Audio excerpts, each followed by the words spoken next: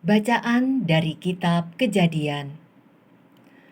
Waktu akan meninggal, Yakub berpesan kepada anak-anaknya, "Apabila aku nanti dikumpulkan kepada kaum leluhurku, kuburkanlah aku di sisi nenek moyangku dalam gua di ladang Efron, orang Het itu, dalam gua di ladang Makpela di sebelah timur Mamre di tanah Kanaan, yaitu ladang yang telah dibeli Abraham dari Efron orang Het itu, untuk menjadi kuburan milik keluarga. Disitulah dikuburkan Abraham beserta Sara istrinya. Di situ pula dikuburkan Ishak beserta Ribka istrinya. Dan disitulah juga kukuburkan Lea. Ladang dengan gua di sana telah dibeli dari orang Het." Ketika saudara-saudara Yusuf melihat bahwa ayah mereka telah mati, berkatalah mereka, "Boleh jadi Yusuf akan mendendam kita dan membalas kita sepenuhnya atas segala kejahatan yang telah kita lakukan terhadapnya." Sebab itu mereka menyuruh menyampaikan pesan ini kepada Yusuf. "Sebelum ayahmu meninggal, ia telah berpesan, beginilah hendaknya kalian katakan kepada Yusuf, ampunilah kiranya kesalahan saudara-saudaramu dan dosa mereka, sebab mereka telah berbuat jahat kepadamu. Maka sekarang ampunilah kiranya kesalahan yang dibuat hamba-hamba Allah ayahmu."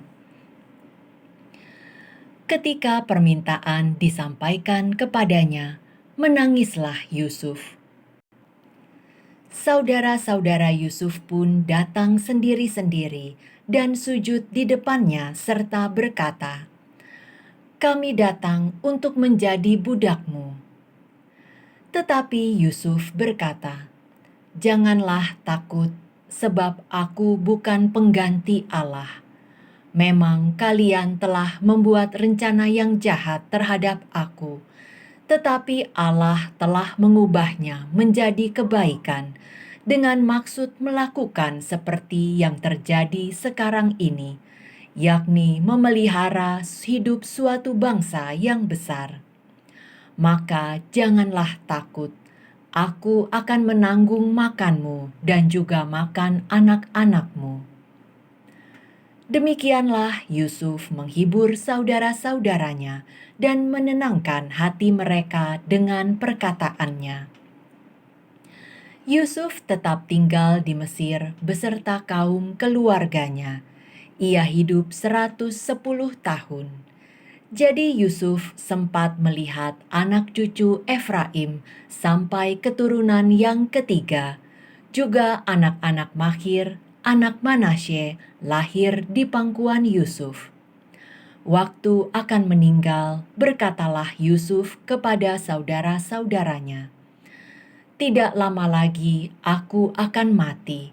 Tentu Allah akan memperhatikan kalian dan membawa kalian keluar dari negeri ini ke negeri yang telah dijanjikannya dengan sumpah kepada Abraham, Ishak, dan Yakub."